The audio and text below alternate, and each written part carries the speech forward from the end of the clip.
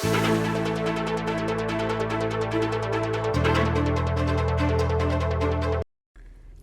6, 1997 inyong penimunan ng dating Mayor Ray Aquino at dating Senador Gloria Macapagal Arroyo ing cityhood na ng San Fernando, Pampanga. King parehong banwa pinasa ng dating Representative Oscar Rodriguez ing House Bill 9267 ang mga wang syudad king mesabing balin. At inyong February 4, 2001, opisyal niyang maging component city ing San Fernando, kaya rin ng ratification na ng Republic Act 8990. Apulong banwa inikayari na ng Mount Pinatubo eruption inyang 1991.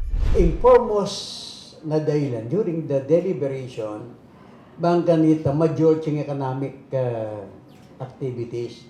Kasi mag-shy away lang investor kanita eh. Olimping higit dakal yung mituran mo rin ni San Fernando, diyang pa diretsong melahar, but uling yung karatig balen apektado ya, wala mo miapektuan tamo. So, to re-energize, inisip tamo na dapat makagawa tamo programa para makasawop ya kay siyudad. So, ito po. Tempon 30 years, asubaybayan ke, nung makanano ya po, may linakad, nung makanano yung minusbong pasibayo, in siyudad San Fernando, anya dapat po, pakamalan tala, ren sinuporta, lalong-lalo na po. Deng may wala na pye, di mag-mention ko, rin Mr. Marnie Castro, di Tatang Levi Laos, then po, may itong lapo ka rin sinuporta o ngayon atsuta na po Kenny, in San Fernando, eya po may wala, deng matok nang kay San Fernando, nagbalik lang pasibayo, pauli na po ng pamagsyudad na ng San Fernando. Inyabang pagselebra ng 23rd cityhood anniversary ng San Fernando at isulong in kebalon at appreciation na rin Fernandino at Fernandina, dikil king kasalaysayan, kultura at economic development na ng syudad, miyaliwang aktibidad ng sinadyanan ni lokal na kapanibulan at pribadong sektor, manibat February 1 to 27 para kayang kaganapan 2024.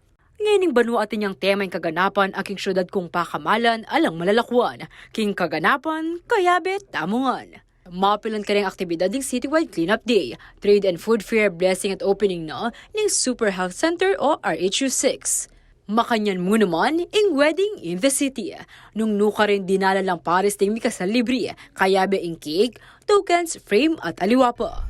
And then, napansin ko last year, walang honeymoon package. So, sumulat po kami sa mga hotels. Hopefully, they're going to respond soon para maparapol po natin yon at sumaya-saya ang ating mga lovebirds, mga newlyweds na magkaroon sila ng honeymoon package.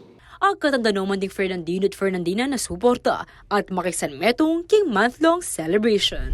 At katanda kayo nga po suporta at tumagan po kayo katamongan activities from February 1 to 27 po. Asahan niyo po yung kayong suporta para maging ganap ya po ini. Ako, ingke kayong talasuyo, Liana Canilaw at yung pusong makabalin.